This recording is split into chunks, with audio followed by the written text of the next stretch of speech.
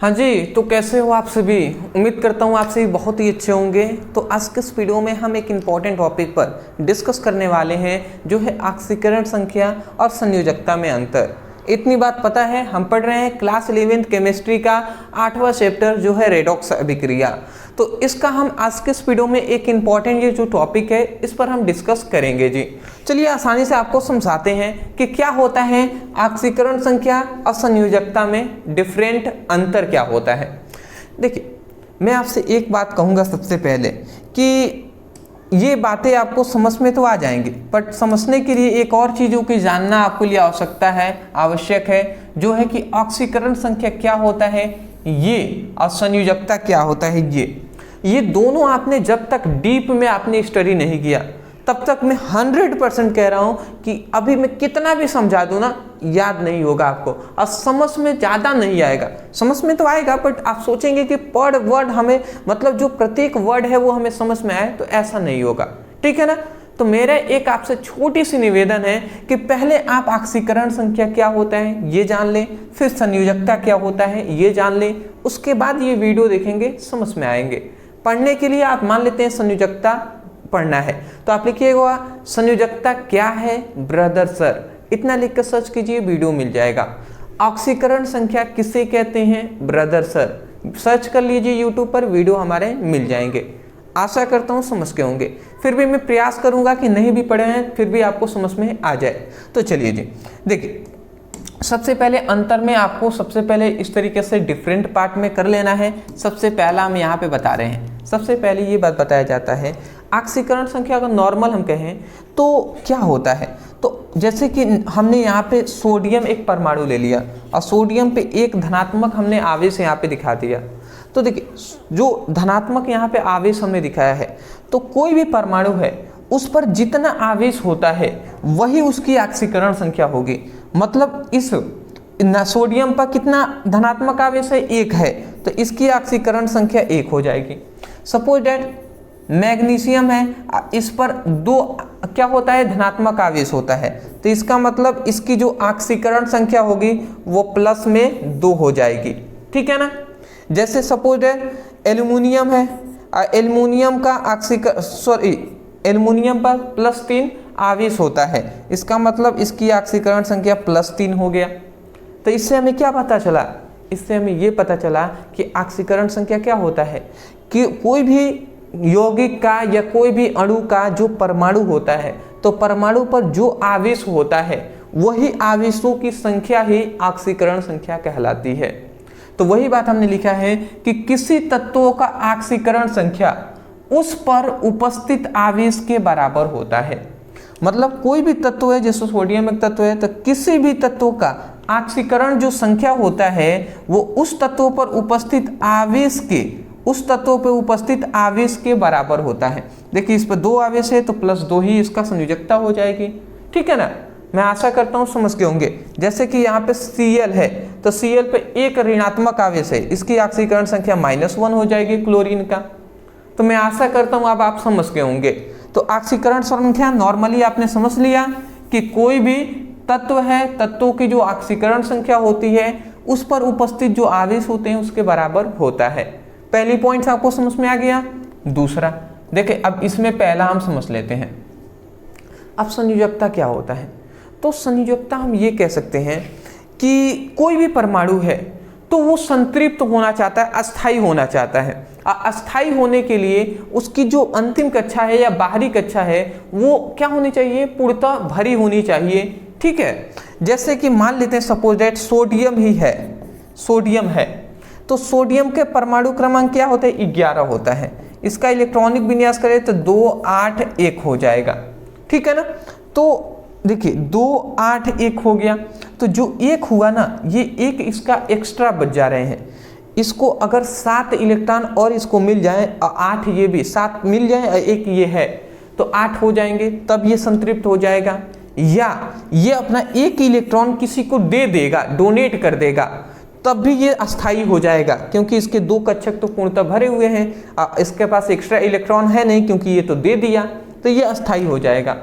तो यहाँ पे ये बात आती है कि कोई भी परमाणु है या कोई भी तत्व है, तो तो उसकी बाहरी कक्षा को संतृप्त करने के लिए, कोई भी परमाणु है तो उसकी जो बाहरी कक्षा है उसको संतृप्त करने के लिए, अस्थायी करने के लिए हम जो इलेक्ट्रॉन, ये सभी इलेक्ट्रॉन ही तो है ना, 2 8 1 इलेक्ट्रॉन है, क्योंकि ये 11 परमाणु क्रमांक होता है।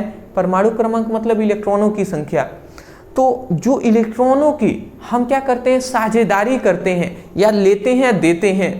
तो जितने हमने इलेक्ट्रॉन को लिया वो लिया या हमने किसी को दिया, वही इलेक्ट्रॉनों की संख्या ये क्या कहलाती है, संयोजकता कहलाती है। जिसमें हमने सोडियम में 1 इलेक्ट्रॉन दिया तो इसकी संयोजकता क्या हो जाएगी, 1 हो जाएगा। जैसे मैग्नीशियम है 12 होता है, इसके इलेक्ट्रॉन होते हैं तो 2 8 2 हो गया। तो ये बताइए इसके पास 6 इलेक्ट्रॉनों की आवश्यकता होगी तब जाकर ये संतृप्त होगा। तो ये बताइए 6 लेना आसान पड़ेगा या 2 किसी को दे देना आसान पड़ेगा। तो 2 दे देना आसान पड़ेगा, तो इसकी मतलब 2 इसने किसी को दिया तो इसकी संयोजकता क्या हो जाएगी, 2 हो जाएगी। समझ रहे हैं। तो वही बात यहाँ पे कहा जा रहा है कि कोई परमाणु अपनी बाहरी कक्षा को संतृप्त करने के लिए जितने इलेक्ट्रॉनों का आदान प्रदान या साझेदारी करता है उसे संयोजकता कहते हैं। मतलब वही संख्या संयोजकता कहलाती है। मैं आशा करता हूं कि आपको समझ में आया होगा। अदरवाइज अगर ना समझ में आए तो एक रिक्वेस्ट है कि भले ही आप ये वीडियो देख लें बट आप इसकी स्टडी कर लीजिएगा, ठीक है ना, कि संयोजकता क्या होता है, ऑक्सीकरण संख्या क्या होता है, उसको पढ़ेंगे ना तो उसमें हमने डिटेल में एक्सप्लेन किया हुआ है, समझ में आ जाएगा, ठीक है ना। चलिए दूसरी बात यहाँ पे, दूसरा में ये बात बताया जाता है कि यौगिक हो या अणु में तत्वों की ऑक्सीकरण संख्या 0 हो सकती है। मतलब एक बात याद रखेंगे, जो ऑक्सीकरण संख्या है ना वो ऑक्सीकरण संख्या 0 भी हो सकती है, ठीक है, धनात्मक भी हो सकती है मतलब पॉजिटिव हो सकती है, निगेटिव हो सकती है, भिन्नात्मक भी हो सकती है, भिन्नात्मक भी हो सकती है। भिन्नात्मक मतलब P/Q के रूप में, जैसे 2/3 हो गया, इस तरीके से भिन्नात्मक रूप में भी हो सकती है। तो वही यहाँ पे कहा जा रहा है कि किसी यौगिक या अणु में जो तत्वों की ऑक्सीकरण संख्या 0 हो सकती है, ठीक है ना। तो ऑक्सीकरण संख्या 0 हो सकती है, परंतु किसी यौगिक या अणु में तत्वों की जो संयोजकता होती है वो 0 नहीं हो सकती। कभी भी इसकी संयोजकता 0 मतलब संयोजकता 0 होती ही नहीं है, परंतु ऑक्सीकरण संख्या 0 होती है।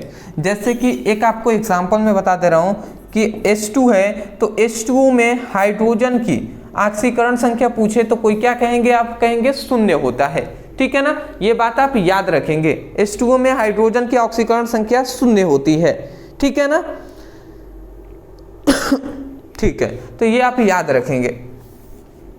क्यों ये 0 होती है ये आप समझें, क्योंकि जो हाइड्रोजन है तो जब हाइड्रोजन के बीच सहसंयोजक बंध बनता है, इन दोनों 2 हाइड्रोजन है ना, तो हाइड्रोजन के बीच सहसंयोजक बंध बनता है और सहसंयोजक बंध है तो वहां पे संयोजकता क्या होती है, सॉरी ऑक्सीकरण संख्या 0 होती है। तो इसीलिए हाइड्रोजन की ऑक्सीकरण संख्या 0 होती है।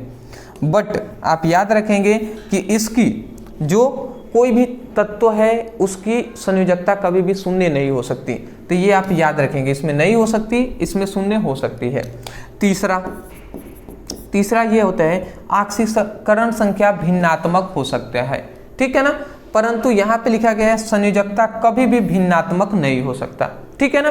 तो याद रखेंगे ऑक्सीकरण संख्या है वो भिन्नात्मक हो सकती है, ठीक है। जैसे कि एक एग्जांपल हम दे दे रहे हैं C3O2, ठीक है ना, C3O2 है, इसमें हमें ऑक्सीकरण संख्या निकालना है।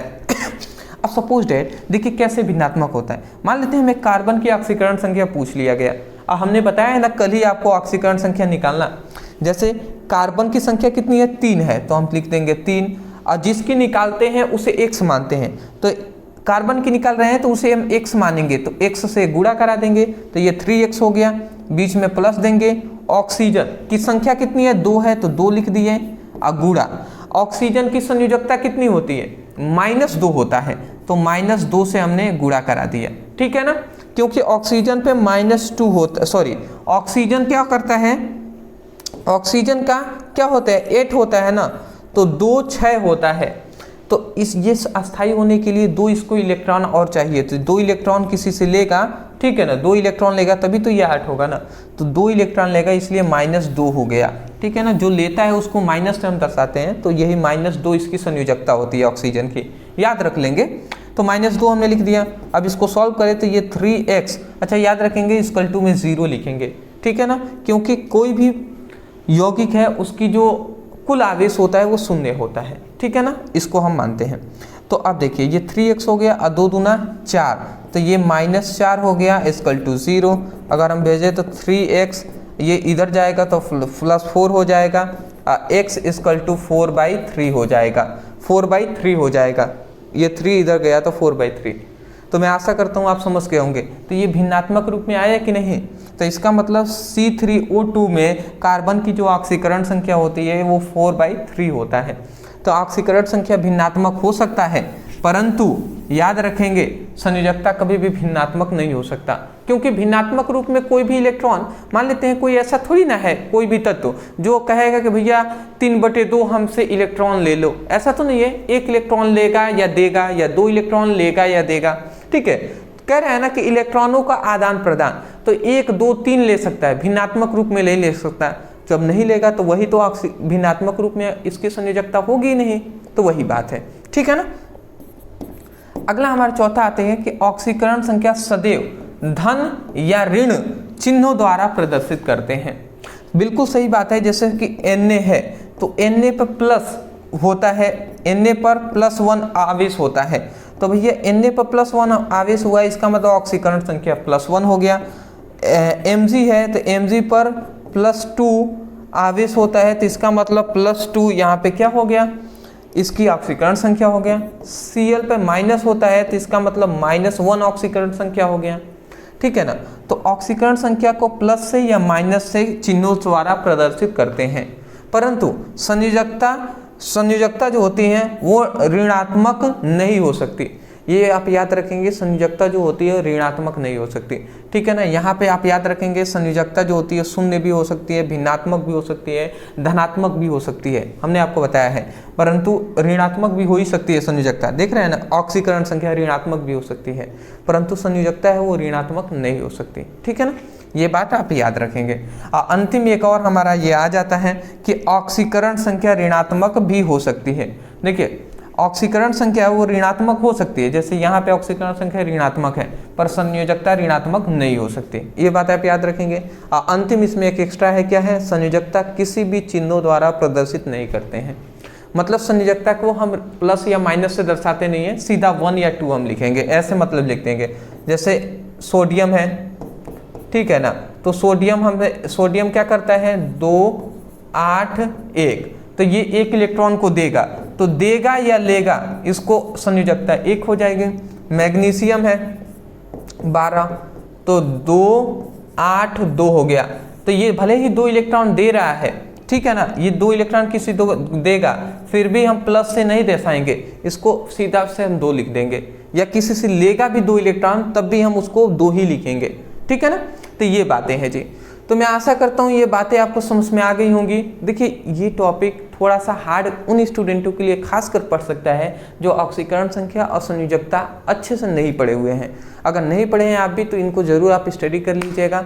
आप पढ़ लिए हैं तब आपको आसानी से समझ में आ गए होंगे। अदरवाइज बिल्कुल आपको जो वीडियो है समझ में आया है तब जाकर वीडियो को लाइक करने के साथ साथ चैनल पर नए होंगे तो सब्सक्राइब कर दीजिएगा, क्योंकि आपकी सपोर्ट की बहुत ज़्यादा ज़रूरत है। तो मिलते हैं एक नए टॉपिक के साथ एक नए वीडियो में। हाँ, एक और बात इंपॉर्टेंट है, कोई टॉपिक है जो आपको नहीं समझ में आता, जैसे ऑक्सीकरण संख्या नहीं समझ में आ रहा है तो यूट्यूब पे लिखिए ऑक्सीकरण संख्या ब्रदर सर, वीडियो आपको मिल जाएंगे, ठीक है ना। तो मिलते हैं एक नए टॉपिक के साथ एक नए वीडियो में। Thank you so much for watching this video. Thank you.